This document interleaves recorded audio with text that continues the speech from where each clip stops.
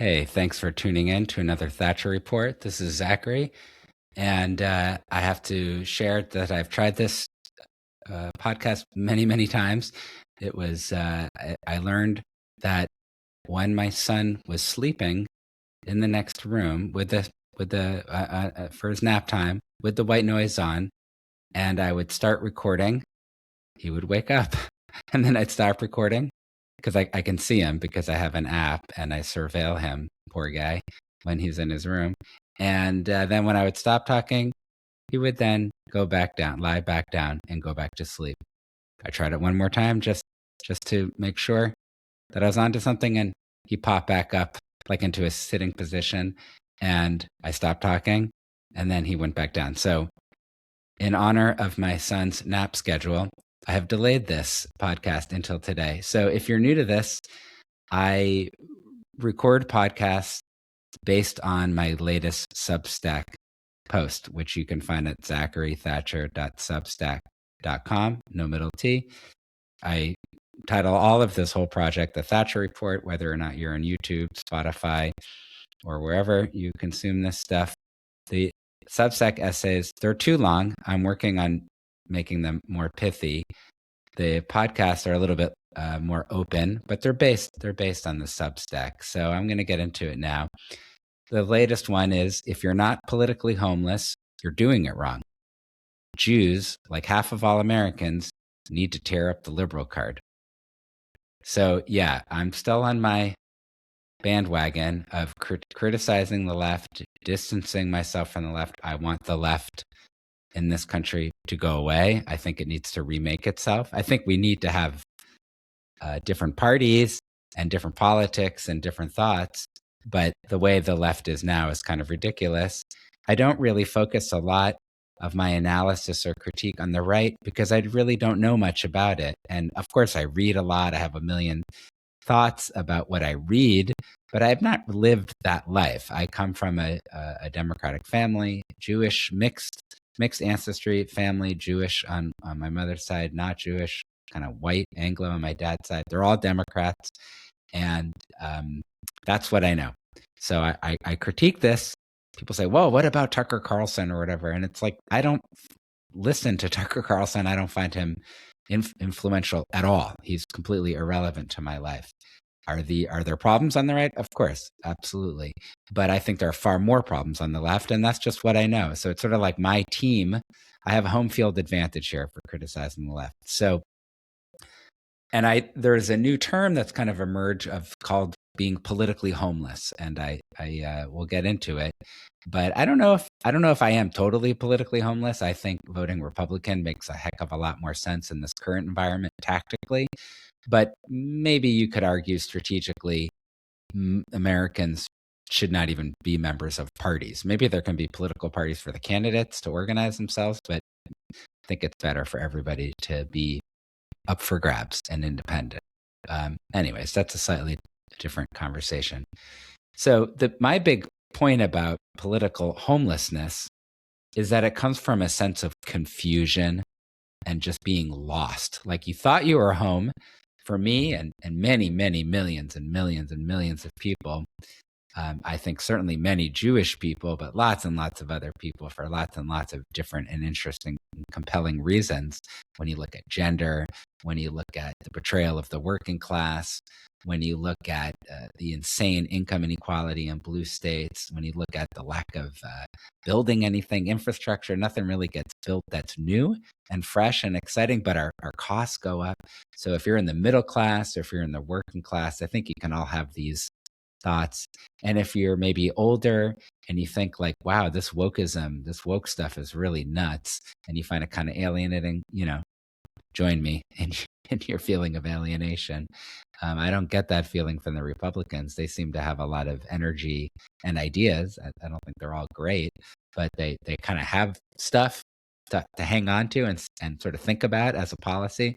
Not seeing that on the left. Okay, so it's confusing. You're lost. Now, so here I am. I am still pretty lost, I'm going to say. So now we're living in this already. It's been bewildering for the past couple of years how you want to start that Was it the for a Jewish perspective, it was the Hamas and the Gazan invasion of Israel. From just a general American perspective, maybe it's this crazy thing where Trump didn't really win the first election, but he won the Electoral College and then did that, and then Biden really couldn't really be the president, but that was a hidden from us, a conspiracy. Meanwhile, there was all the COVID stuff which was terrifying, and then the overreaction to it, which was really crazy. And for children, children are always a football. Maybe it's for all politics, but the left really is obsessed with masking children, forcing vaccinations on children, all the trans children stuff, and hurting some children and making girls have to play with biological males, as they call it, with guys, cross-dressers or whatever the trans people say they are. It's crazy. It's like, I don't know. It's so confusing. So here's the next confusing thing, the Iran war. That's also really confusing and bewildering. So I wrote this like a couple of days, a week ago. So things have probably changed. I know they've changed a little bit. But like on the one side, you have US and Israel. Okay, well, now you have the Persian Gulf, the Gulf states, right? UAE, maybe Oman, maybe Qatar, Saudi Arabia, and you have Ukraine now on one side. And the other side is obviously Iran, and then there's Lebanon. Hezbollah is Lebanon. Not that it's fair to the other Lebanese people, but it's not a sovereign country if you have an army within your country shooting and causing warfare with another country. That's not sovereignty. That is the definition of a lack of sovereignty. Or if anybody has sovereignty in Lebanon, it's Hezbollah, which is Iran. Okay. Then you have Yemen, same thing. The Houthis, are they Yemen? Yes, they are, because they're the ones with the violence. And they're also linked to Iran. They're slightly different than Hezbollah. They have a slightly different version of Shia. They're obviously in a slightly different region, but nevertheless, Lebanon and Yemen are essentially Iran. They're like forward bases for Iran. Then you have Russia, right? And you have China, which is really the sponsor of Iran. And that's really what this war is about from an American perspective. It's really about our competition with China, like in Cold War II that we're in. And this is kind of like a pressure release valve, maybe Iran, or that's sort of a rational, that's like maybe not quite the right language, but this is a war, but really it's the US pushing back on Chinese power. And then you have Spain, and then you have these other countries that's rapidly, I don't know about Spain, forget about the Spanish or South Africans, but now finally you have NATO states are kind of coming along to the US effort, even though they're so much more reliant upon these oil streams than we are. So anyways, the whole thing is confusing. Like, why is NATO slow to this? The whole thing is crazy. And as I was saying before, so it's really confusing. I was really confused with the Gaza invasion of Israel. I mean, terrified, number one, but that was very confusing. And then the liberal reaction, it started as a progressive kind of criticism, like on October 8th, literally in Times Square, there was DSA people, Zohar Mamdani's faction, political faction, protesting Israel, even though Israel hadn't done anything as of then. And Hamas had GoPro cams strapped to their heads while raping and mutilating and murdering children. And speaking of children, and women and senior citizens and fighting age males and women. But then that critique kind of went all of liberals. Basically, it's just kind of like conventional wisdom now, if you're liberal, that Israel is some awful, awful, horrible militaristic place, and Palestinians are kind of these poor victims. And the reality, of course, if you study, you can't study the war from following the mainstream media. They're far too much of an activist position. They sometimes have good reporting for sure, but it's obscured by all of their posturing and bias. But if you really look at the war now that we have a bit of distance, thank God, the IDF estimates they killed 40,000 civilians over a period of 2 years, a little bit more than 2 years, and 30,000 combatants, right? That's the breakdown. I was writing about this a long time ago. We should think about men versus women, fighting age males versus everybody else. Well, now the IDF says 70,000 total, 40,000 innocents, 30,000 combatants, males. Oddly, as I've talked about before, Hamas agrees with the overall number, 70,000. They do not break down the numbers. Obviously, according to them, it's 70,000 children or something only. They're a terrorist organization. They're a totalitarian religious cult. You're not going to go to them for good stats. But the big picture is that looking back on this terrible war, which is still kind of going on, even though Israel won this phase of it, it could have been a lot worse. I mean, it's absolutely terrible that 30,000 or 40,000 civilians are dead. That's not good. That's awful. It could have been so much worse. Hamas turned the entire Gaza Strip into a military base. The entire thing, the whole place. They have the most amazing tunnel system. Israel still does not know the extent of the tunnel system. And part of the negotiations to get to phase 2 from the phase 1 Trump-Netanyahu ceasefire with Hamas is now in phase 2, the IDF is asking Hamas for a map of the tunnels. I don't know why they would trust anything like that, but it just indicates how complicated and amazingly successful the Hamas terror infrastructure was. But they turned the whole darn place into a military camp, right? That's sort of, we're seeing that in Iran too. Like the whole state, it's a totalitarian state.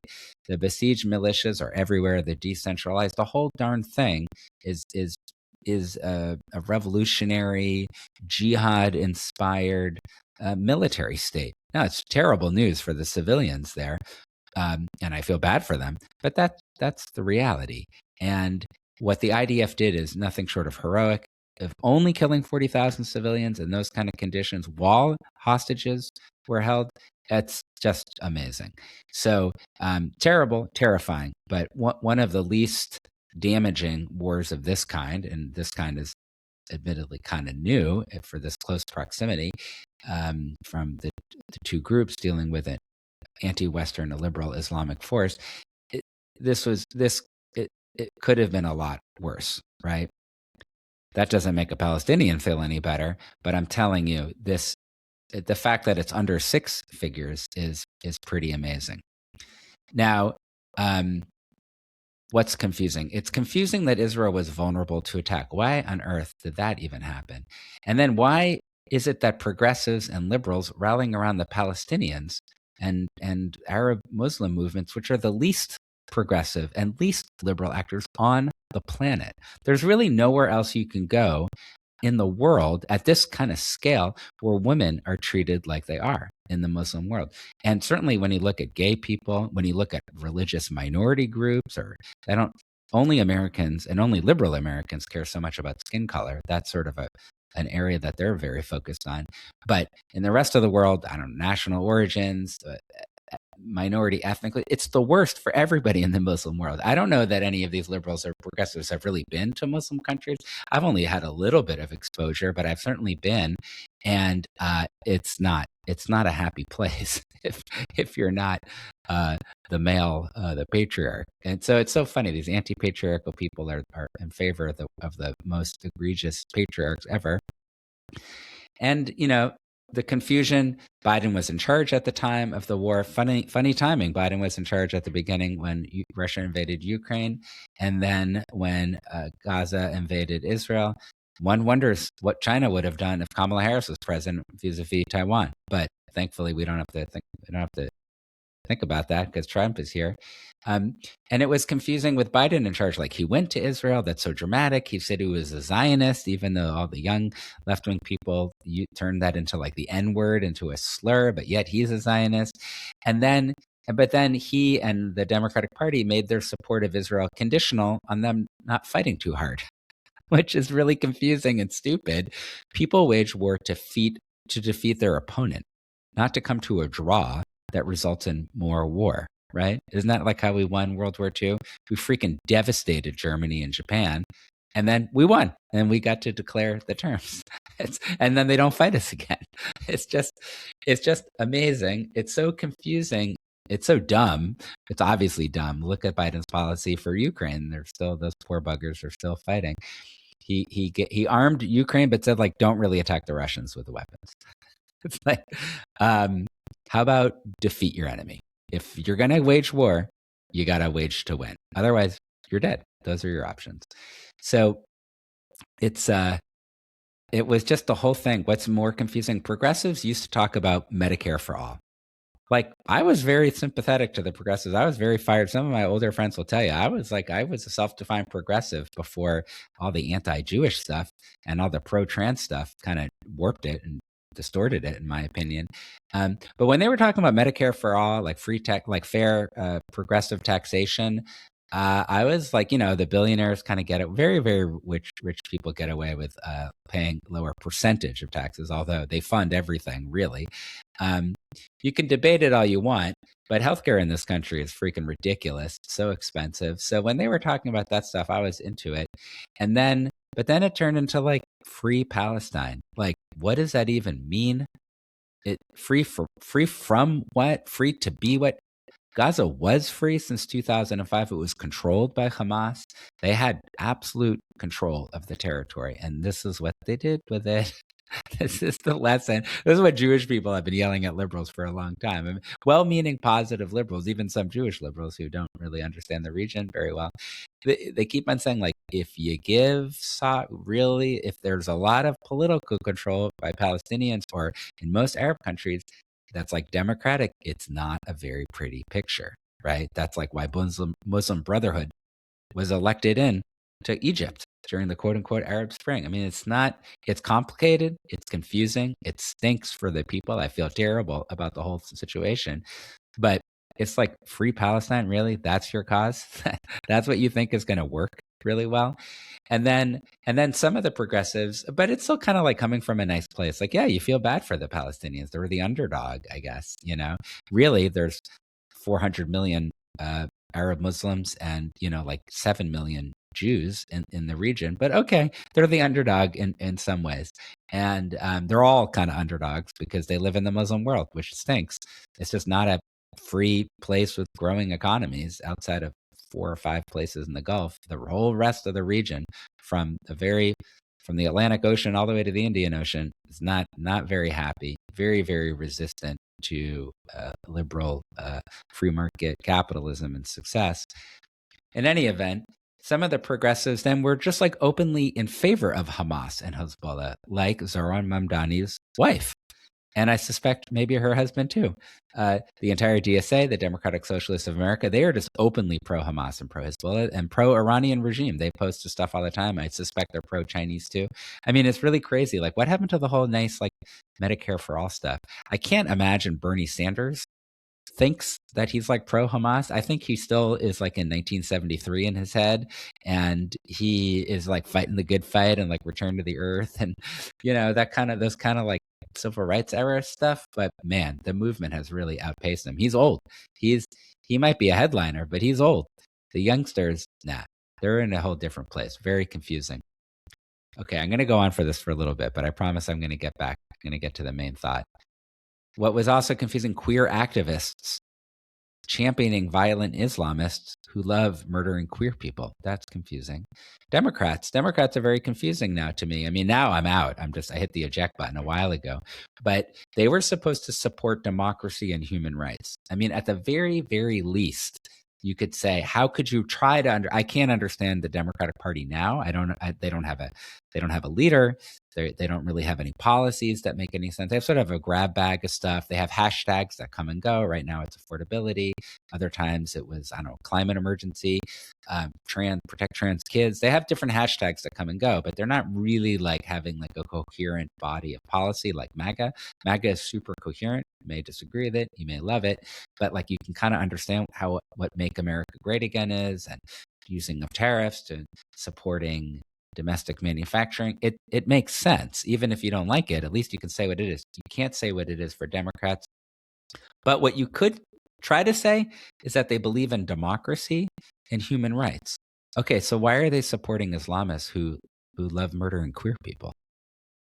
College campuses, right? Aren't those supposed to be places for critical thinking skills?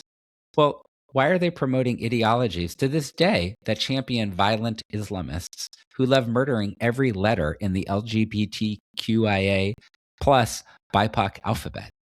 And ultimately themselves, of course. It's a self-immolating, it's eschatological Islam. They just all kind of want to die in the end. It's just violence for violence sake. It's a worship of violence and brutality. It is like ISIS. I mean, you don't have to be like such an analyst to see uh, the beheading of Daniel Pearl. Like, this is just what it is. This is just absolute violence for violence sake. Why would anybody on a college campus support that? Which are like little bucolic pastoral islands of privilege that you get to study in, and you're supporting this kind of stuff? Very confusing. The Kamala Harris loss was very confusing. $2 billion in the world's spent in the world's largest dumpster fire. There was pretty confident polling, pretty good reports. All the big celebrities. Um, there was the conspiracy to hide Joe Biden's lack of ability to be president was finally shown to everybody, but there was the conspiracy was effective until the first debate, and it just Donald Trump won. He won fair and square, not by a huge amount, just by a couple of points more than Harris, but he won the Electoral College again. That was fair and square. It's confusing. It's like whiplash and a giant neon sign blinking that says "Welcome to Crazy Town." It's like, okay, the confusion continues. There was supposedly, according to like the New York Times, which is, essentially the Democratic Party newspaper, there was like a civil war. It's like the most, emasculated, limp, ridiculous civil war I've ever tracked. I mean, it was really, where's the fighting, guys? Where do I see the brawling podcasters? I don't mean violence. I just mean like actual discourse of disagreement. Not seeing it. Didn't really see it. And as of a couple of weeks ago, the centrists have surrendered. Gavin Newsom is sort of ostensibly, I think he's around my age, early 50s. He's ostensibly the leader of the party, maybe kind of emerging. Certainly thinks of him. He's a progressive. He's a centrist. He kind of goes where the wind blows, but that's a centrist playbook. Progressives are very clear about what they believe in. They don't tend to bend and twist too much. Maybe their voting record when they're in power gets a little bit more rational and collaborative, but progressives are pretty honest about who they are. Gavin Newsom, he's more of a weather vane, which is what a lot of centrist politicians are like. I don't know about the Republican Party. They're more ideologically lined up now with MAGA, but anyways, Gavin Newsom is now talking Israel as apartheid. All right. So if Gavin Newsom is using this really insane South African talking point, which is obviously a libel, it doesn't make any sense using terms like apartheid for Israel and the Middle East. It's just the Dutch colonial history just has nothing to do with what's happening in the Middle East and in the West Bank or Gaza. Palestinians had many chances for sovereignty. That's just nothing what happened for Black people living in South Africa. It's just a completely different context, but it's a talking point that used to be from progressives just as a slur, just to denigrate Israel, just to kind of pursue their fantasy of destroying Israel, killing the Jews, right? It used to be the Nazis want to kill the Jews. Now it's the progressive. They don't say, oh, I want to kill the Jews. They just say, I want to destroy Israel, or I want to end Israel, or transform Israel. Okay, transform it into a graveyard is what they're really saying.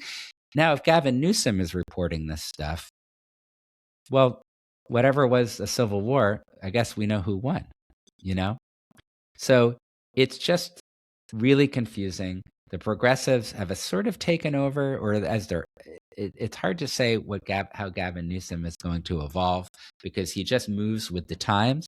So the times might be changing on the left. I don't know. So I gained a little bit of clarity by asking some questions, right? I'm a child of the 90s, a college student of the 90s. We were taught critical thinking. I don't think they might say that that's what is taught now in pedagogy, but it's not. It's about activism and virtue signaling and worshiping skin color and really weird stuff about gender. And everybody is like a freedom fighter and they're in the Rebel Alliance and they're facing this giant boogeyman. Today Trump is the boogeyman. Yesterday was maybe somebody else. Tomorrow to be another person. But they're always like in this giant struggle for survival. It's just this really silly kind of Marvel Universe thing. It's not really about critical thinking. Critical thinking is the idea of asking questions that are like, hopefully, smart questions. Like you've done your homework and they're smart questions. They're not meant to be inflammatory. They're meant to understand reality. So a couple of questions I asked that kind of that helped resolve some of my confusion is about, let's say, like disagreement. Are you allowed to have disagreements?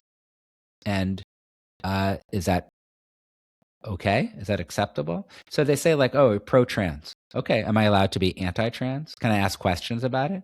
Can I be neutral trans? Can I be, I don't, can I not be pro? No, that's just an example, but no, it's just an unquestionable tenet. What about pro-Palestine? Can I not be pro? Can I be anti or not? No, these are like, it's liberalism has become like a religion, and these are the tenets of the religion. And Gavin Newsom maybe is the main pastor at this point, and they're telling you you're talking with. So it's not about disagreement. It's not about discourse. There's no inquiry, right? Rahm Emanuel, a couple of people are asking some kind of hard questions, but he doesn't get much airtime because that's not what's really happening on the left. It's not that it's a conspiracy against this one guy. It's the left isn't really interested in disagreement.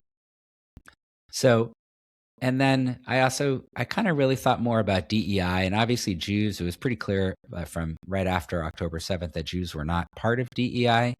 And then I just thought about it more, that there's nothing as clarifying as being discriminated against. And you start thinking about it, and you're like, why are we ranking people? Why is that happening? Why is the left ranking? The right is not ranking people. Why is the left ranking people according to these oppressed, quote unquote, oppressed group identities? What's more important, the individual's behavior or the color of skin? And, I think you come to your own answers on that one. I know where and then other questions I started having is like, why? I've only lived in democratic states. I've only lived in democratic cities. Why are they falling apart? You look at, if you think about New Jersey and New York, they have these really amazing commuter train systems. I've mostly only taken the New York Metro North, but there's a Long Island Railroad, there's New Jersey Transit. They're kind of amazing. Like, these trains are great. It's not a lot of places in America where suburban people don't have to commute by car. And you really don't have to in the greater metro New York region. For people in these places, Long Island, Westchester, New Jersey, you can hop on a train. It's so hard to imagine. It's impossible to imagine either of those two states. You say it also goes up to Connecticut, the tri-state. They're all democratic states. It's impossible to imagine them building something like that now. In fact, these systems are old, right? At this point, these commuter train systems are old. They can't even maintain them properly. New Jersey Transit has 1,001 problems. New Jersey has very high tax rates. They're not hurting for money. A lot of money in New Jersey, a lot of industry in New Jersey, a lot of successful people, very hardworking people. They've got, it's not like some giant impoverished Rust Belt place. New Jersey is humming. There's money.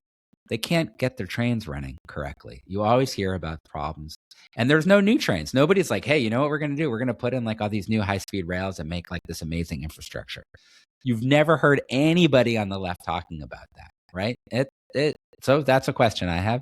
And then the last question, the most specific question, is why is everything so expensive? This is who's doing anything about it? Zohran Mamdani, to his credit, talks about it, right? Is he going to do anything about it? No, he's the mayor of one city. He's not, a senator or a congressperson or a president, but he's not. I'm just going to tell you, I'm going to give you a spoiler alert on the Zohran Mamdani political career. He's not going to make things more affordable, maybe for a few choice constituents, right? Maybe he'll cherry pick a few people, a few groups that he prefers, that he'll get it to a couple of people. I'll give him that. I bet he will be able to do it for some people. But the very, very poor get a lot of subsidies. The middle class pays for it all. And it doesn't necessarily even help the very, very poor. It's very frustrating, the lack of affordability. So I ask these questions. My sense from talking to people, from reading, I'm an avid consumer of the news. You're not really allowed to ask these questions. And people just said to me, well, now you're a MAGA. Now you're a Republican. Really, for asking the questions. And also, sure, there's an emotional component, being disturbed by a lot of things I'm seeing.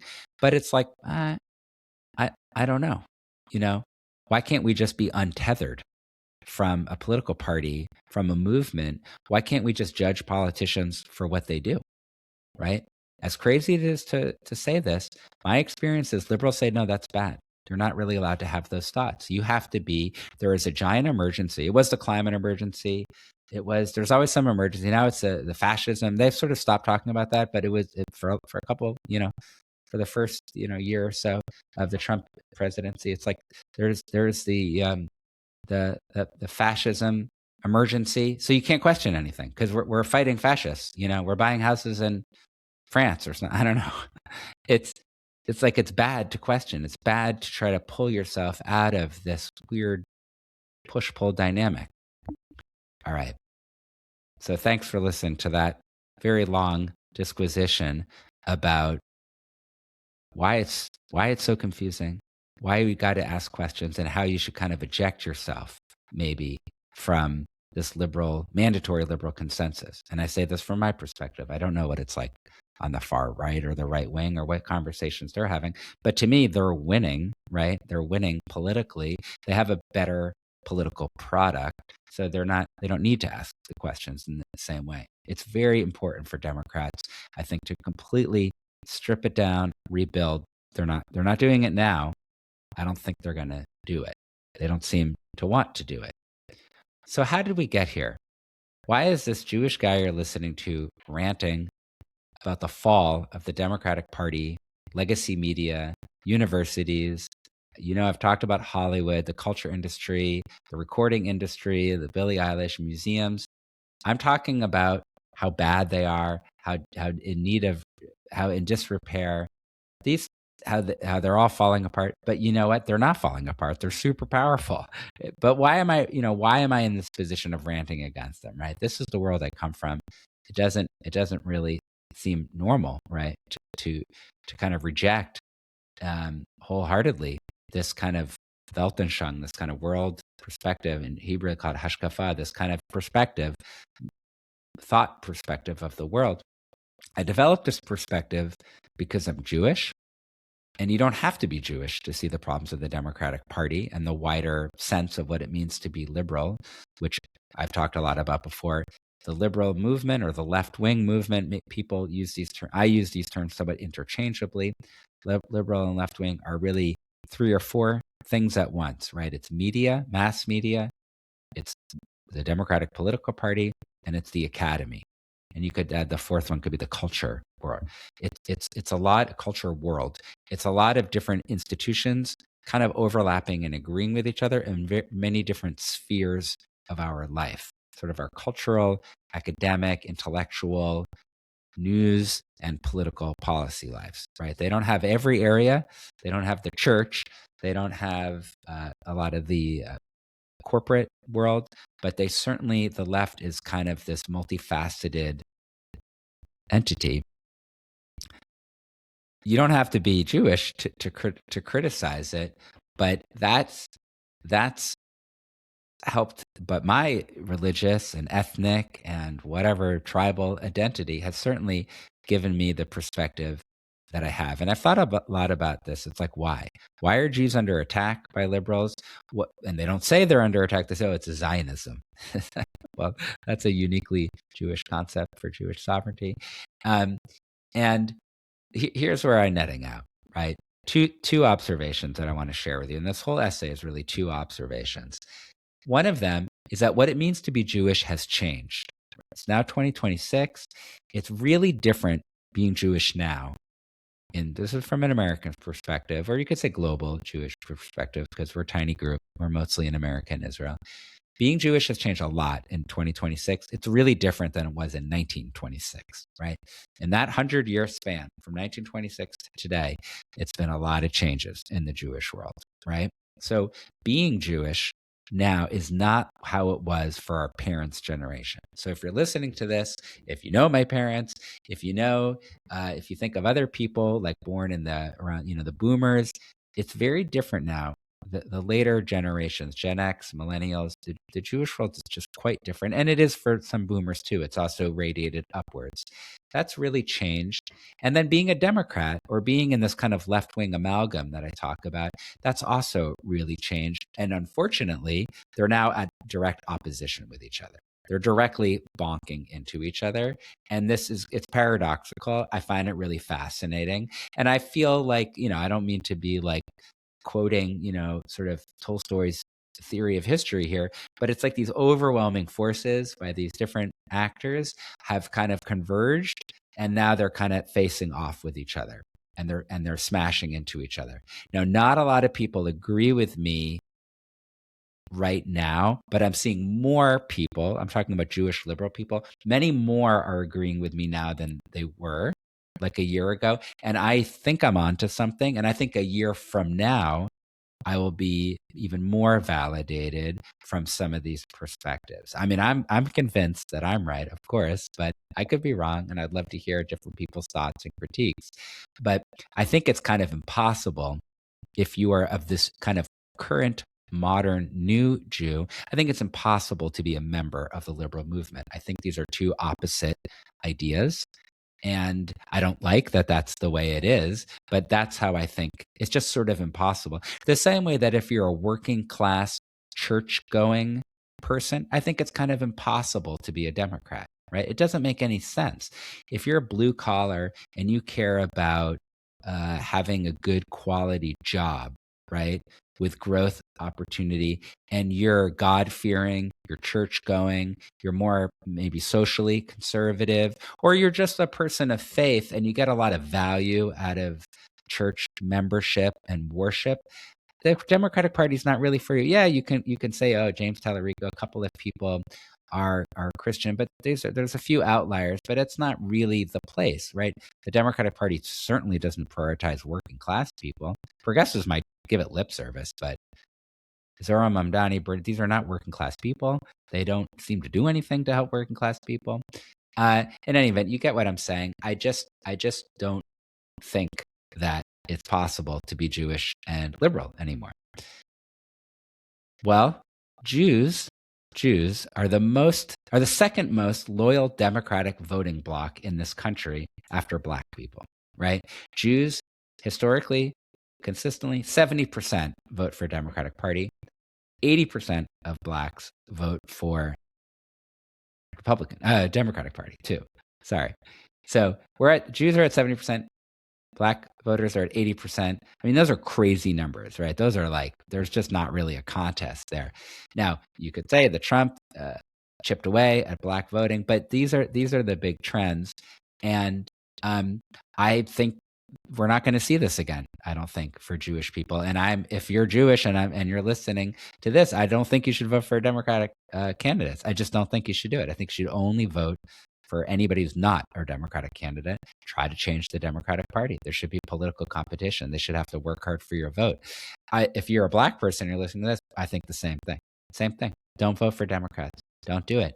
You want them to, if you want to advance in society, you got to get people who are helping you, not hindering you. And we can talk later about why I think Democrats hinder Black Americans. But I said before about working class. Democrats are not the party of the working class, but these two voting blocks are really interesting to look at. Look at Jews, look at Blacks. Why are they voting the way they are? Okay, so I talk a little bit more here in the essay about DEI. So just as an example of why I don't think Black people should vote for Democrats is that Black Americans have been told that DEI is like a social justice virtue, it's all to help you guys, right? And we're going to hire a bunch of Black people or people of color, or they just make up stuff like, BIPOC, queer, whatever, just these sort of different terms come and go. But the idea is like not white people, and DEI is the answer. Well, really, DEI has been mostly manifest in universities. And obviously you see it in Hollywood and you see it in maybe some boardrooms, but it's really, really, really prominent in education and especially higher education. So I did the research for this, and what that means is that many, many more Black people have been going to higher institutions of higher learning. Okay, that sounds good, right? That sounds like a good thing, right? It's not the way to get ahead. Well, those institutions of higher learning have jacked up tuitions way beyond inflation for the past 20 years. If you're listening to this and you're my age, You remember college tuitions in the 90s are nothing like what they are now in the 2020s. I mean, they have gone sky high. That's a whole long question about why, but it's just happened. So what the statistics are, so let's look backwards. Let's say, okay, affirmative action and then DEI, same, different terms, same kind of policy. Has that helped? Now we have years, we have decades of data about this. Has that helped? Has that closed the gap between Black Americans and white Americans? The answer is no. Everybody is wealthier now than they were like 50 years ago, right? There has been a rising tide in general for living standards, however that's measured. But it doesn't really matter when the relative distance is worse now for Black people than from white people. They're further behind. One of the reasons is that tuition is so high, you get saddled with all this debt. You hear this. This is not a thing Gen X people really struggle with as much as millennials and Gen Z do. They have a ton of debt. Well, same thing for a Black college student. Even worse if he or she dropped out of college, which happens. Not everybody graduates. So they were kind of sold this bill of goods, which is DEI, fast track. It's racial preferences, no matter what, however you want to think about it. They're saying we got 5 college spots and we have some minority applicants and they're going to get the preference based on their skin color, based on their genetics, right? Horrible way to do things, in my opinion. But it's actually created more debt and lack of mobility for many, many Black Americans. Had you said, and I did, again, I don't have citations, so apologies for that, but I dug around and did some research using Gemini, which is a pretty good tool. Had you not had affirmative action or DEI, and instead of going to college, if many of these young Black people instead went into the trades or stayed in the trades, maybe their parents worked in the trades, maybe a parent was a plumber or something like that. Had they stayed in the trades or gone to the trades as an option instead of college, they would have much more money than right now because they would not have the crazy debt. And let's be honest, a lot of college education, unless you're at like a better, higher ranked school, a lot of it is a waste of time. You don't really get a great job out of it, even if you don't have the debt. You know, the middle manager, that's, first of all, AI is going to take that away. But even before AI, these are the people who get cut first in our recessions. It's not the ticket it used to be, right? It costs more. And this is what's happened in this country, that had more Black Americans gone into the trades, they'd have higher home ownership rates, which is a really great metric to look at. If you want to say, oh yeah, Zachary, I'm a liberal and I really care about Black people. That's like my number one issue. And I want your tax dollars, because they never want to pay their own. I want your tax dollars to go to helping your Black neighbor or your imagined Black underclass person that you've never had any contact with. That's what I want. Okay, so let's look at the results. I don't think they're very good. I mean, I live in New York City. I see it all the time. I see a lot of NYCHA housing full of Black people who are super poor. They don't seem to be doing any better. And we know about college debt. So it's not fair. This is not fair. Racism is terrible. We obviously have a legacy of slavery in this country still to this day. The only immigrant group that really struggles is the ones that were brought here in chains, right? All the now with say asylum seekers or whatever, they have a completely different context and they're doing better. And it's a problem. Black poverty is a problem. The social policies from liberals aren't helping. That's what I want you. Doesn't mean it's not a problem, but they're not helping. I think there should be like a coalition between gays, Blacks, Jews, Asians, Hindus, working class whites, all Latinos. I think all moms. We should like join this giant coalition because we're not being represented by Democrats. But that's like a different story. So Black and Jewish voting blocks, they're really, really linked. So these people are really partisan is kind of what I'm trying to say. If you're Black, you're a Democrat. If you're Jewish, you're a Democrat. Why is that? Why is it so closely linked? You don't see that for Asians, East Asians. You just don't see that kind of linkage. I don't think you don't see it for Hindus. Latinos, a lot of Latinos voted for Trump. There is no Latino. Like the term itself is kind of a dumb term of a demographic term. It's obviously much more complicated that for Spanish speaking people from the Americas. I mean, they all have a lot of people, a lot of different backgrounds, a lot of different issues. But Blacks and Jews, are the Democrats. And then obviously very wealthy whites, right? These are the reliable Democrats. That's kind of it. More women than men. But why is it this way? Well, I can tell you from a Jewish perspective how this happened and where I think the problems are now that it's not happening anymore, right? I don't think we're going to see 70% Jewish Democrats ever again. I think it's going to go down a lot.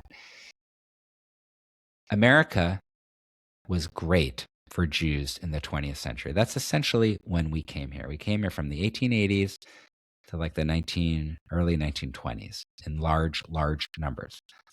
Pre-Holocaust, millions and millions of Jews came from Eastern Europe. Yes, there are some from the Arab world.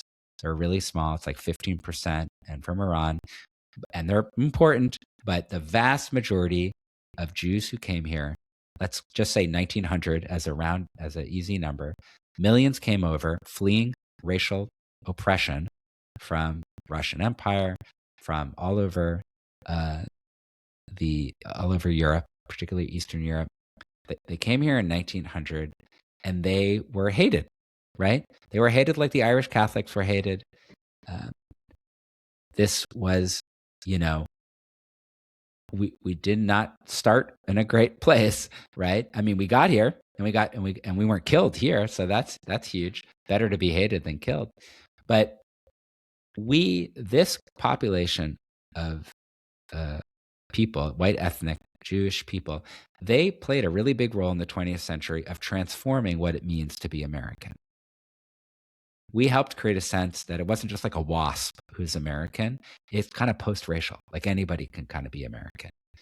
Many people participated in this, but Jews played a big role. 1900, we were like these very strange, kind of detested people. By the 1990s, we were now considered just white people, right? That was like sort of weird to think that you're not white. But my grandfather, I'm sure, did not think of himself as a white person. He thought of himself as a Jew, as different. He spoke different languages. He spoke Yiddish. He didn't just be like, oh yeah, I'm just like a white person. And maybe he dreamed of being that, but now I am just told I'm a white person. And of course, I guess I feel like I'm white. I don't know, but I'm not anything else. So there you go.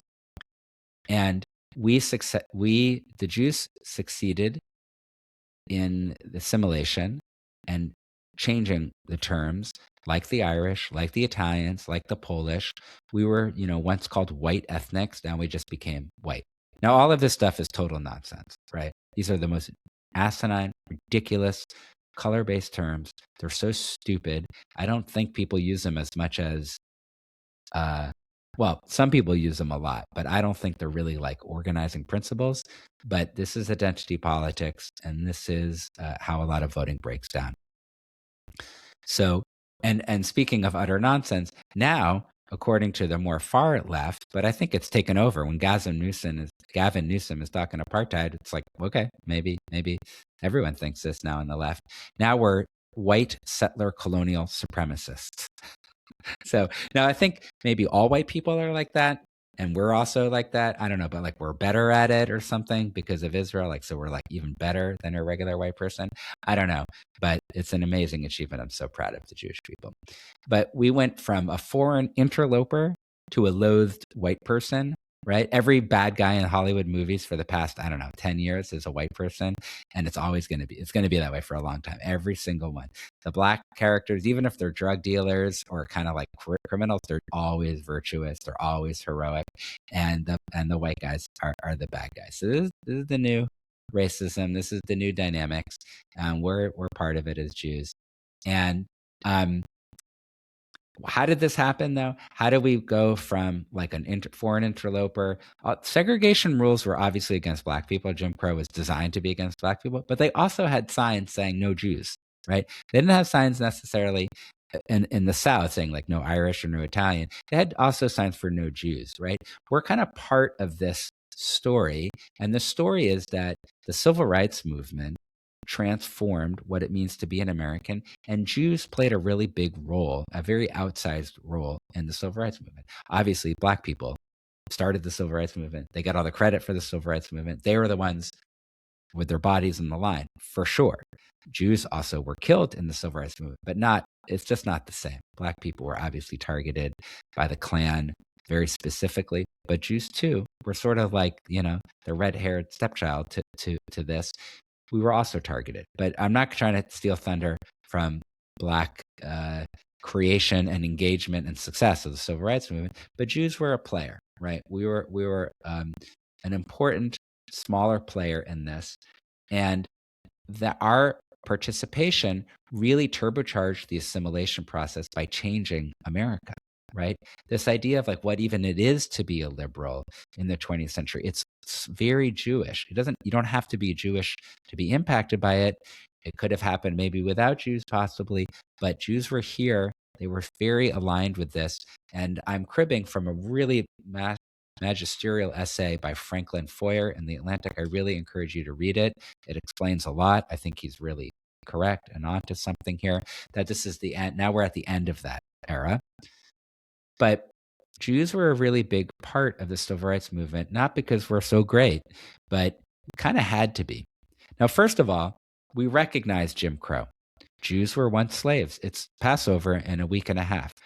Avadim Hayinu. We were slaves. We literally say we were slaves. We are slaves. We used the first person present tense when we talk about slavery at the Passover table. We're very connected with the slave, thinking about our slavery in Egypt and antiquity, but we really think about it as Jews. It's very front and center.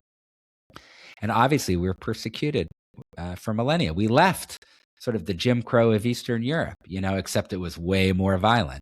And we felt, speaking for my mother's generation, for my aunt, for my uncle, people in my family, the people who raised me and their parents, they took it personally. They understood Jim Crow. Jews understood it really well. I'm not saying other people can't understand it too, but Jews certainly recognized the vicious racism, the violence, just what the Black experience from an outsider perspective, what it looked like, slavery, the bigotry, Jim Crow, it just all felt familiar. It was different, but familiar. So a lot of Jews got involved in the civil rights movement. We really felt we had skin in the game because, first of all, segregation included us. And we just had a real sense that this was the social justice movement we were built for from the Old Testament. And many Black people at the time quoted and based a lot of their politics on the Old Testament. It was a really clear ideological partnership, right? Civil rights debate was, should Black people be excluded, right? Segregationists, yes, they should be excluded, right? That was the debate. That changed, the terms changed that everyone must be included, even Jews, right? That's what happened. So and then after segregation was defeated in legislation in the 1960s, housing legislation, voting legislation, civil rights legislation, Jewish liberals, this is like their big achievement. They kept on going, right? Women's rights, the ERA didn't truly pass and become an amendment, but clearly, women having access in the economy, it's very different now than it used to be. And then it took way too long until 2015 with marriage equality is how I date it. But that finally happened too. And the liberal movement, with a lot of Jewish input, and Jews, liberal, you can't really distinguish the two of them. They were the same from a Jewish perspective. There's obviously other liberals who aren't, many more. But it was, the achievements are so manifest, right? Now it's normal to be gay, right? You got gay people in the Trump administration. It's like kind of boring to think about. It's just normal. It's normal to be Black, normal to be Irish, normal to be Jewish, normal to have a female executive. These are the achievements of the civil rights movement. You can't just say, oh, this guy's an American. He looks like an American. That doesn't mean anything if you're looking at skin color or attitude or something. American is a very flexible, it's what it was always supposed to be, right? And we finally got there by the end of the 20th century, or into a little bit to 2015 with marriage equality. Integration and expanding the sense of who gets to become an American was a Jewish mission in the 20th century. I grew up with this, and it's not just about my family. I'm telling you, millions of Jewish people, not a lot of us in this country, maybe like 5 or 6 million or something, but these is what we all talked about. Why did we care so much? It's not just that we recognize suffering from the Old Testament, from Genesis, from the book of Exodus. It's not just that. Black immigration is unique, obviously, because of slavery.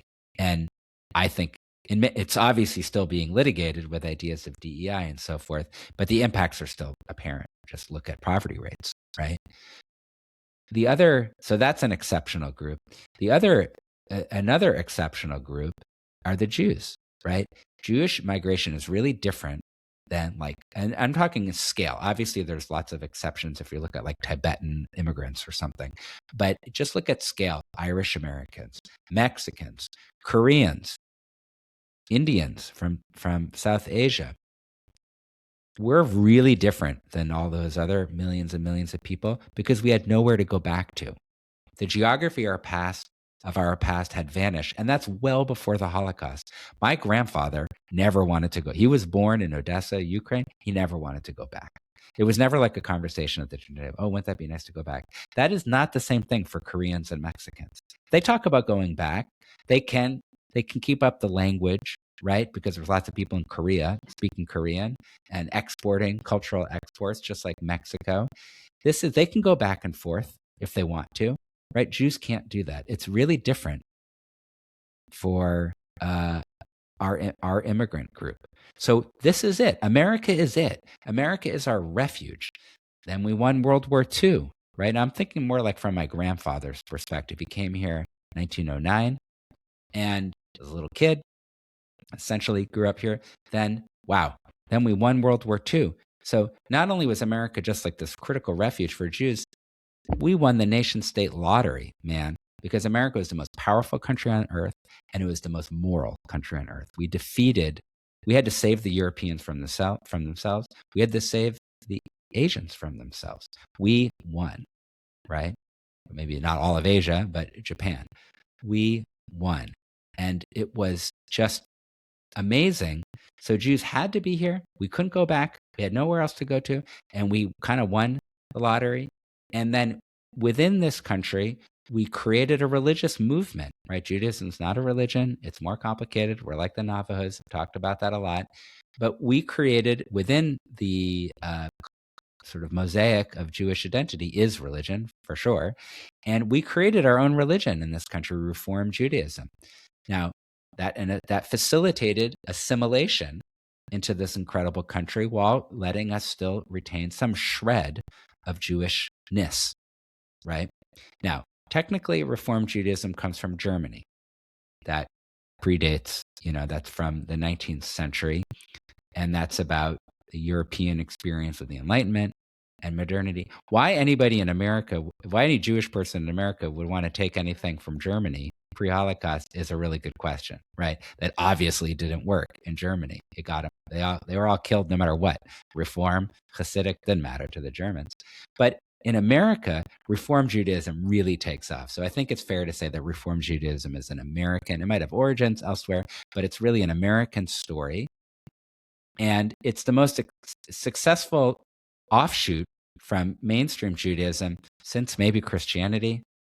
Baruch Spinoza, you could say, with the Enlightenment. Maybe that's a different argument. But I mean, Reform Judaism is really interesting to look at because it really is a uniquely American phenomena at this scale. And it's almost, but not quite, a separate religion and culture from traditional Judaism. Super inflammatory maybe to even say that, but I think it's okay to talk and to question things and to observe things. I grew up Reform. I know what I'm talking about. It's an Americanized version of Judaism that's really palatable to the Jewish people who are getting the benefits of assimilation, which are fantastic benefits, and to outsiders looking at the Jewish people, right? If you're a mainstream normative Jew, you should go to synagogue like at least once a week, really, right? Not for Reform Judaism, just a couple times a year,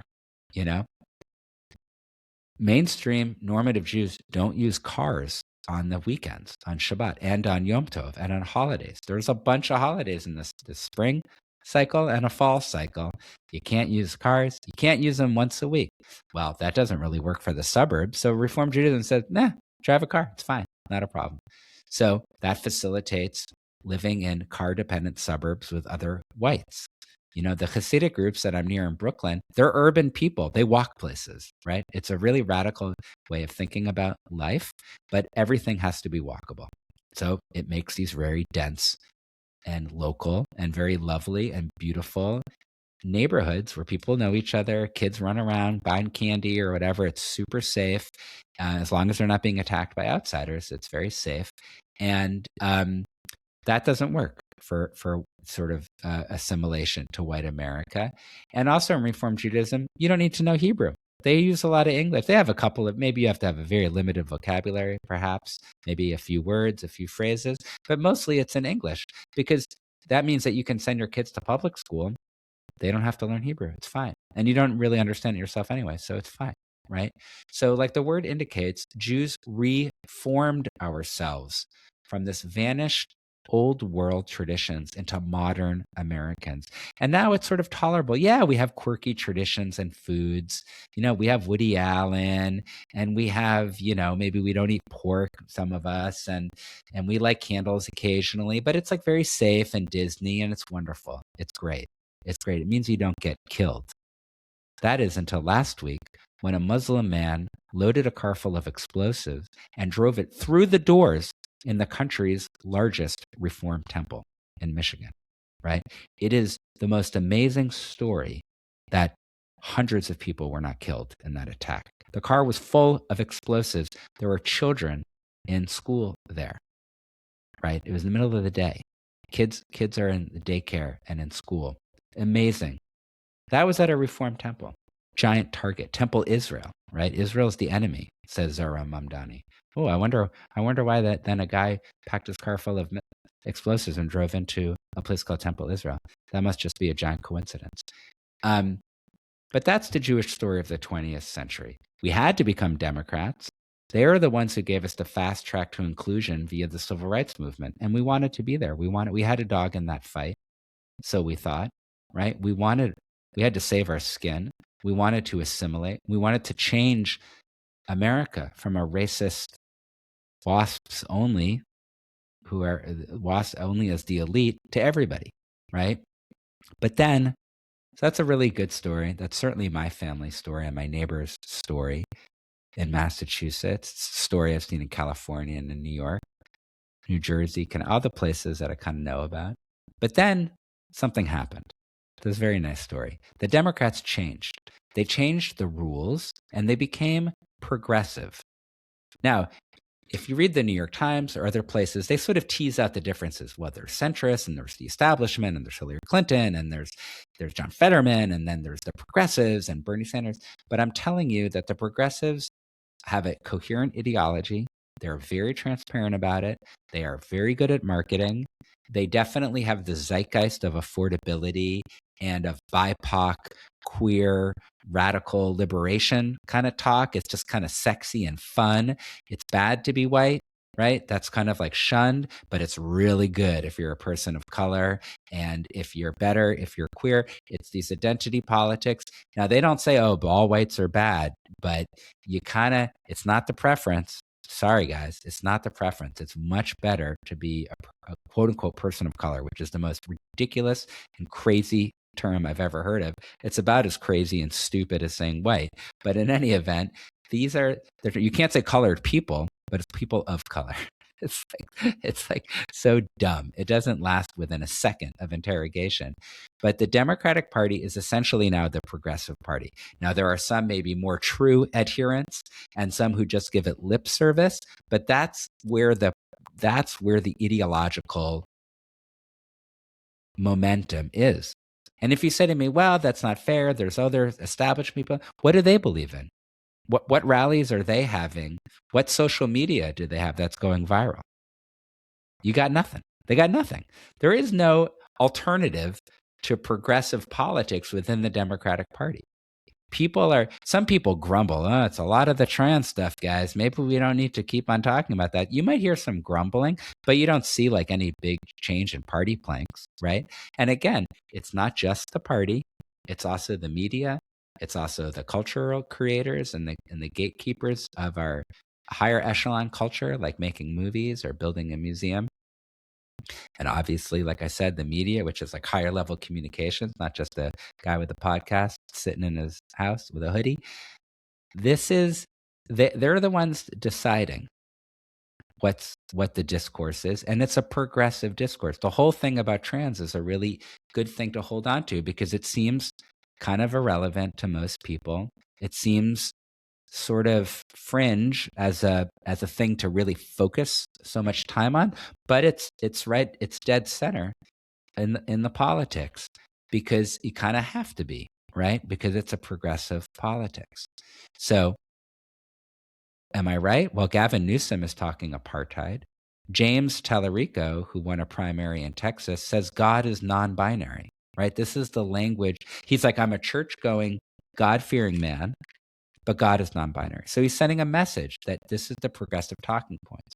The old moderates have converted to progressivism, right? They might not believe in it as much as Bernie Sanders does, but that's the only language that's there, right? Zohran Mamdani, not just him as a man, but his whole platform, that's the party's platform now, right? Or the messaging.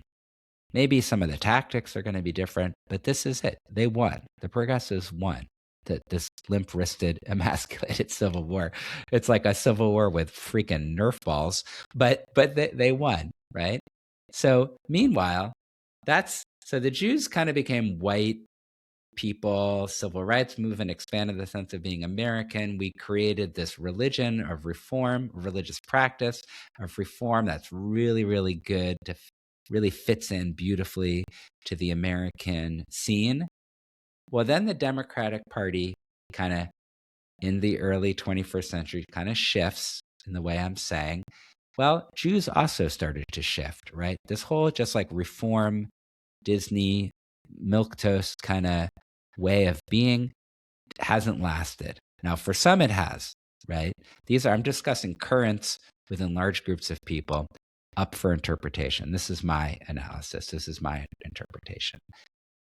Many, many Jews now have ditched Reform Judaism in favor of Zionism.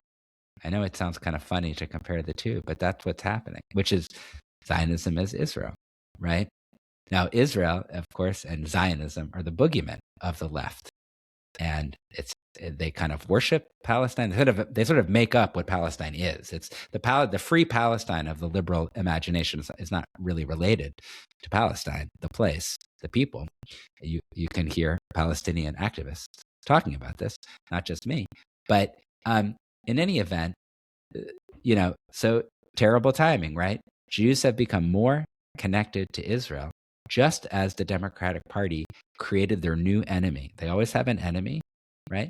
The new enemy is obviously Donald Trump, and it's also Israel. Funnily enough, U.S. and Israel are waging a war together. Obviously, America is the dominant partner in this, but Israel is one of the most powerful militaries on the planet per capita, and this is the enemy now of the left.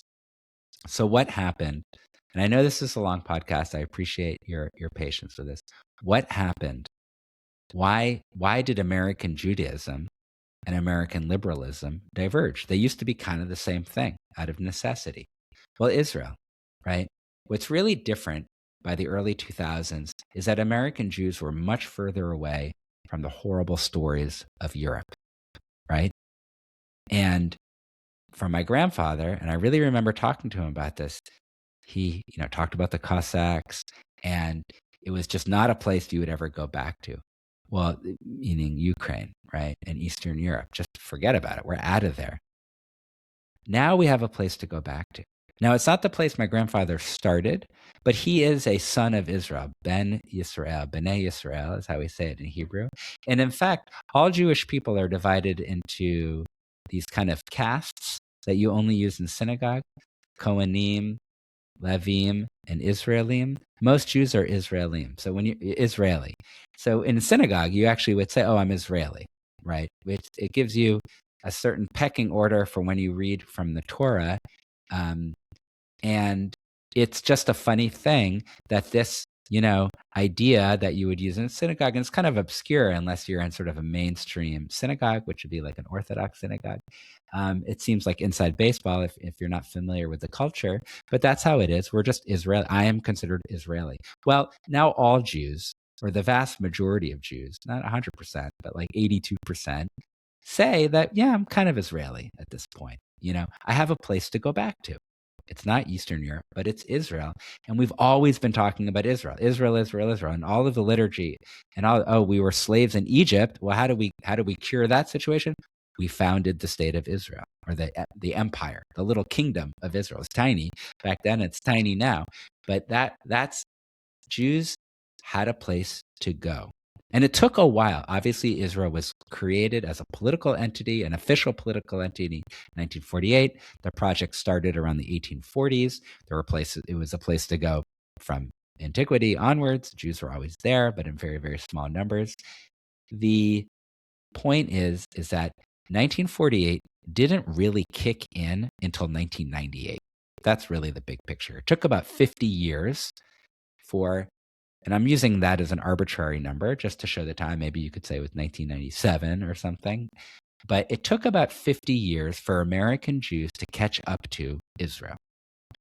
And that is kind of an amazing phenomena. And I'm old enough, and I started this process of becoming Israeli, or semi-Israeli is what I'm really going to say, because I don't vote in Israel. I did not serve bravely or serve in any capacity in the military. I'm an American.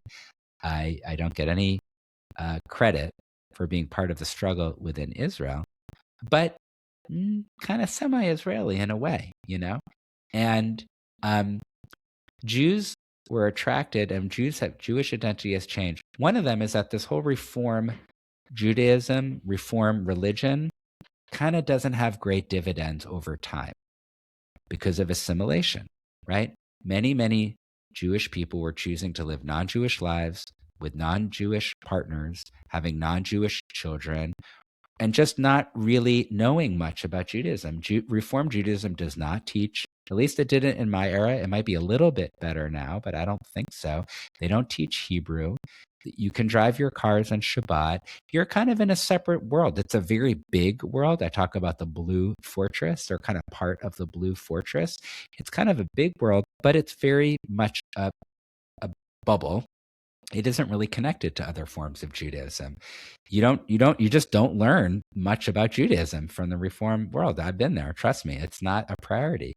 And guess what? People assimilate and Judaism starts to go away. Now, if you're not Jewish, you shouldn't care. It doesn't matter. Do I care if a Korean person speaks Korean, like a young third generation Korean immigrant speaks Korean? No, I have no opinion about that. That's up to them to figure out. But from a very Jewish perspective, obviously we're an ancient culture. Many of us are committed to it going on in time, and we love it. So that the reform movement didn't have so many dividends anymore. And then literally out of nowhere, and I'm not kidding, but there was a program that is called Birthright Israel. And by now, by 2026, it has sent almost 1 million people to Israel, young people to Israel, right? And they get to see the country firsthand. And then they come back and they tell their parents about it, and they tell their friends, and they tell their cousins. And all they say is that Israel is a place you can go to. You can get on a plane from New Jersey, or from Oakland, or from LA, or from Chicago, or from Miami, and you can land in Tel Aviv, or between Tel Aviv and Jerusalem, and you can just be in Israel. That's it. That's Birthright Israel. They take them around on buses. They show them stuff, right? It's like a week, maybe a week and a half or something like that. And there's all different flavors of it. But it's just as simple as that. Older Jews just weren't thinking about Israel that much. It's kind of far, right? Florida is much closer. It's like, it's exotic and it's far. Irish people, I'm a little jealous of Irish people. It's a much closer flight, And obviously it's a very different circumstance because it's not like Ireland disappeared and was reborn in ancient Ireland or something. It's different, but I think you get the idea. Is that this very simple program of taking people and putting them on a plane for free? That's the whole point. It's a subsidy and it's organized. It's not like you got to figure out your logistics. No. They'll take care of it. You just board a bus and you go to stay in different hotels and stuff like that. That has had a gigantic impact in the Jewish world. Its spread almost to all of American Judaism has been impacted by Birthright Israel in one way or another. Now nearly 20% of all American Jews have been to Israel because of this program, and others go without the program, right? I went to Hebrew University. I went before, just a few years before Birthright Israel was an option. My younger brother, one of my younger brothers, did go to Birthright Israel, and then he also went back to Hebrew University, and he lived there for even longer after college.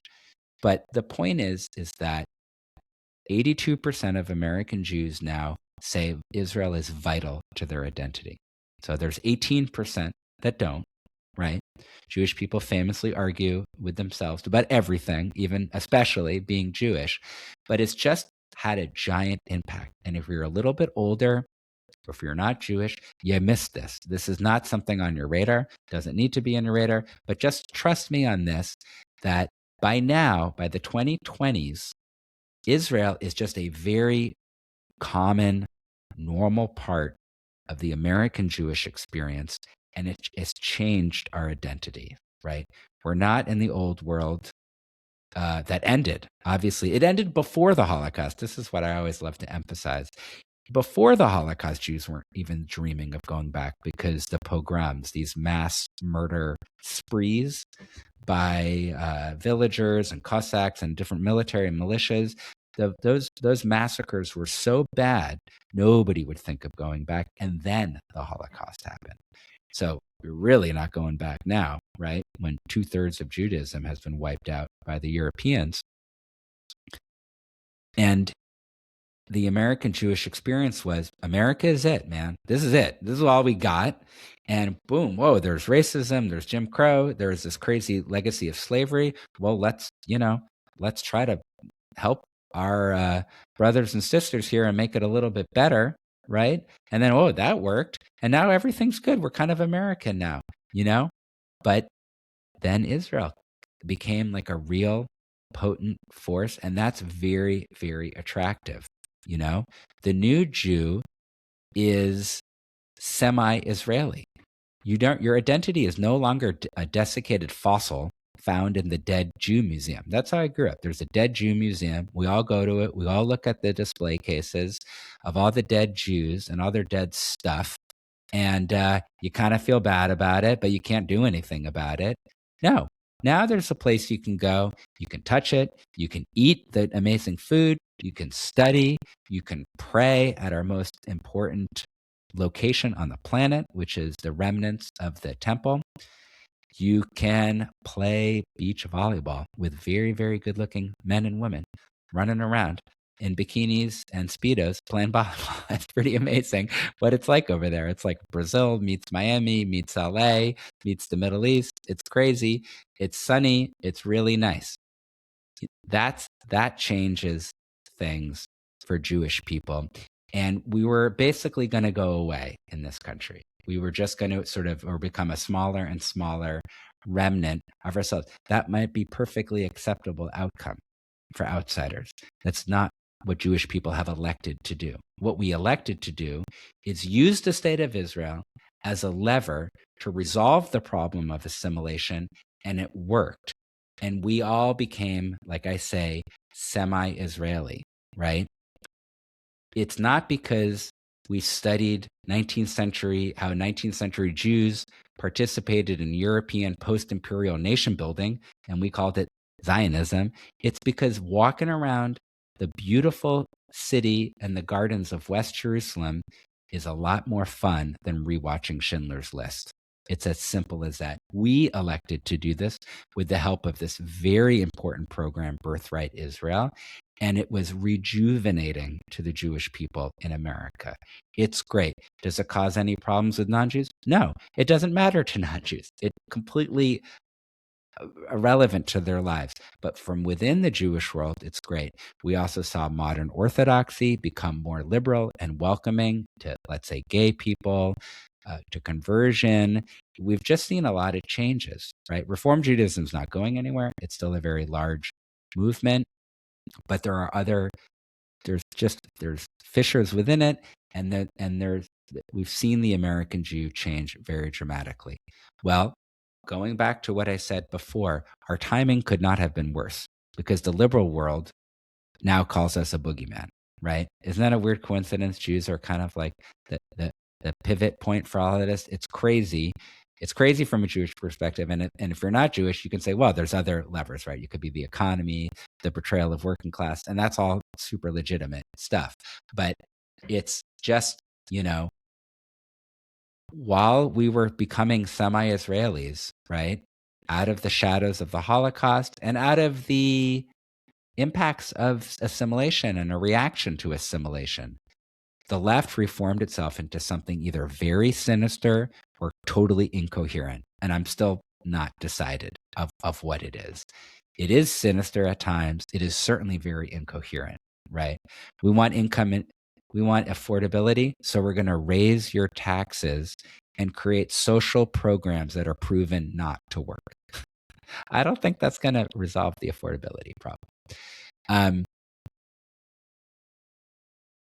It was, the liberal movement wasn't always like this. It used to be really good. They kind of wanted to expand the idea of the American dream from just like a white Christian kind of vaguely waspy family in front of their house into everybody gets to do it. That's great. Everybody can have to strive to be a homeowner. It's a really laudable goal, right? But it changed. But then they just, I don't know, they just went in some really weird places. And now it's essentially anti-Western. That sounds kind of inflammatory. Look at the curriculum of the universities in the past 20 years. They are anti-Western. If you talk to wealthy white people who send their kids to private schools, or they themselves went to private schools and then went to private colleges, which I did not do until the very, very end, but it's still the same vibes. It's anti-Western. Why should we study the Western canon? What about China? Okay, great. Yeah, China's a real place. Amazing history. A lot going on over there. But we're in the West. Right. This is a democracy in America. China's not a democracy. We got to build our democracy. We got to improve this part of the world where we live. Right. That's not how that works. But no, it's the liberal movement, the left-wing movement became anti-Western as kind of a baseline, right? Because it's kind of like chauvinistic or jingoistic to be pro-Western. Look at the reaction to the U.S.-Israel war against Iran. It's super anti-Western, the coverage. They're not necessarily rooting for Iran. They're like, well, on the one hand, Iran is terrible. On the other hand, Trump is terrible. So now what do we do? That's the incoherence. It also, the left became very sectarian, right? When you say queers for Palestine, that's like sectarian politics. It doesn't make any sense. That's illogical. But it shows that this idea of like a queer voting bloc, which I'm sure does not really exist, but the liberals tell themselves it does, and that they're therefore a priority. And this is mostly white, wealthy people having this conversation. That creates it's just a sect, and that they want to have power. That's all it is. It's not about inclusivity. It's not about inclusion.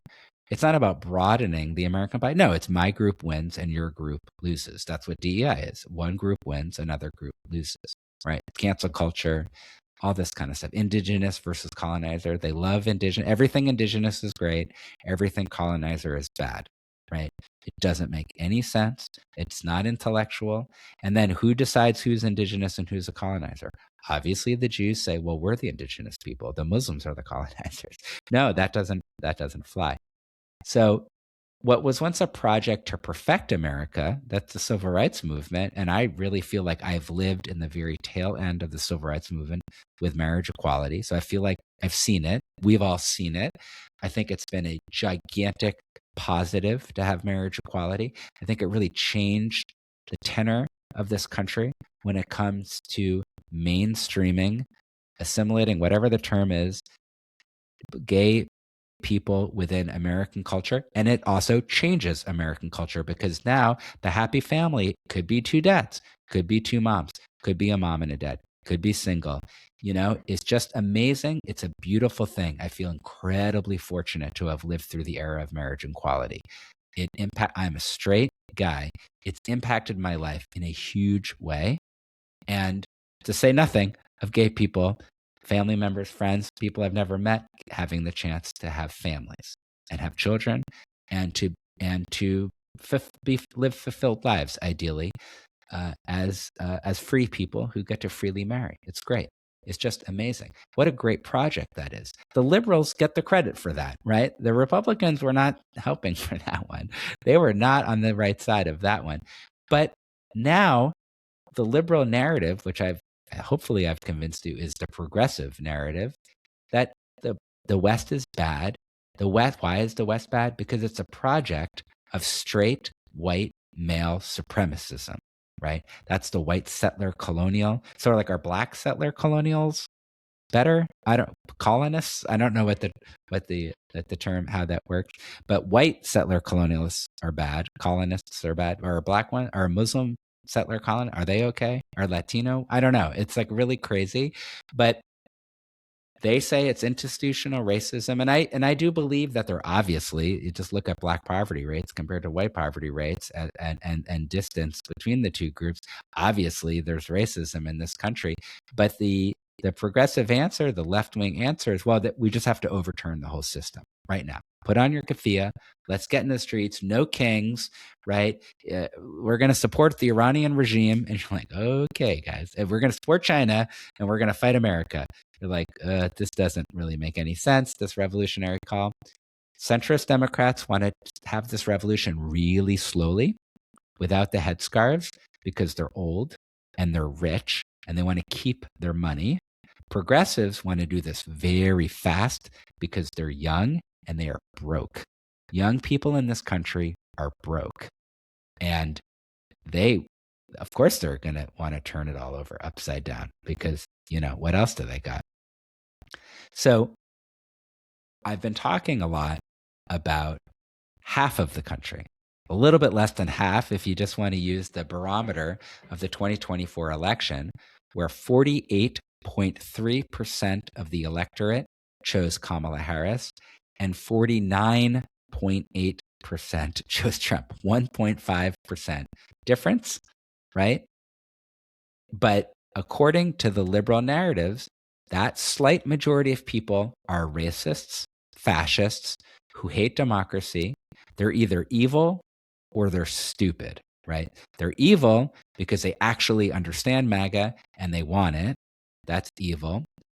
Or they're just dumb and Trump is a master manipulator, right? Now, the evidence is that Trump was democratically elected twice. He obeys the courts. He's widened the electorate. More people came out to vote. He got more votes, right, for people who were sitting on the sidelines. So he widened. Kamala Harris did not widen the electorate. Trump did. And Trump is going to leave office when the rules tell him to. I can't predict the future, but I'll put good money on it. Now, if the Democrats have really good showing in the midterms, which is really likely, that's a really weird way for Republicans to thwart democracy. So are they really? It's too bad that the liberal narrative is so incurious and exclusive that they discount half of the country. I do not think that is a pro-democracy position. I think in a democracy, you should care about the majority, the vast majority of the country. There's always going to be outliers. There's always going to be problematic factions, but they're small, right? But the left is not in favor of an America you and I recognize anymore. Well, that was the same America that gave Jews safe harbor, right? Now, the left is out of step for Jewish people. We have no purchase anymore into this party or into this movement, right? They make up stories that just don't make any sense. That, like I'm saying, Trump was totalitarian or something. It's not true. Queers for Palestine, it doesn't make any sense. The mass rape of Israeli women by Hamas didn't happen. I mean, they just say stuff that's just not true, right? No kings. But then Trump needs to be arrested. It doesn't okay, so you get to be the king or something. Who should Jews vote for now, right? And let's even go a little bit further. If the left thinks that Israel is worse than Nazi Germany, they're the ones using the Nazi term all the time. If Israel is worse than Nazi Germany, right, and all Jews are now semi-Israelis, how could we possibly vote for them? Okay, you think I'm nuts? Well, the main Democratic senatorial primary candidate has a Nazi tattoo. He often talks about Israel being genocidal, which is the progressive way of saying Nazi. And that's super confusing. And you should not vote for Plattner. Don't vote for these Democrats. They don't make any sense. And it's such a betrayal and such an important signpost. Again, I'm saying it again. I'm sorry for repeating myself. But when Gavin Newsom proudly declares that he will never accept AIPAC money, but every other PAC is okay, but he will never accept AIPAC money, which all it is a political group of Americans advocating for Israel. There's advocacy groups for all other countries on the planet, right? They all have their Hindu Indians want advocacy for India. That's not a problem. Should the American government follow every single thing that Indian Hindus want for India? No, of course not. We should look at everything for self-interest. Same for Israel. But when Gavin Newsom proudly declares he will never accept AIPAC money, and he says that Israel is an apartheid state, or he sort of is a little vague about it. It could become an apartheid state, or it's emerging as a part of whatever those dog whistles are. That is a sign that it's over in the Democratic Party, at least from a policy perspective. These guys are anti-Jewish because Jewish is now semi-Israeli, right? And you could go on and on and on, but you've been very patient to listen to this part. It doesn't make sense for Jews to align themselves. The 70% Jewish voters should not support the Democratic Party. We should form an alliance with many, many other people, working class people, for sure. I think gay people. I think Hindus. And Black people should not be supporting the Democratic Party. We should all hold hands and band together and think for ourselves. I'm not saying only vote Republican. It depends where you are. It depends who's running. But we need political competition. The Democratic Party has a stranglehold on many states. The Republican Party does too. In other states, I don't live in those states. I'm not familiar enough with the voting there. But right here, right now in New York, it certainly makes sense, or Massachusetts or California, it certainly makes sense to not vote for the Democratic Party until they change. And if that makes us politically homeless, you know what? It's kind of nice to get some fresh air every once in a while. All right. Thank you for listening. I know this was a really long one. Have a great day. Bye-bye.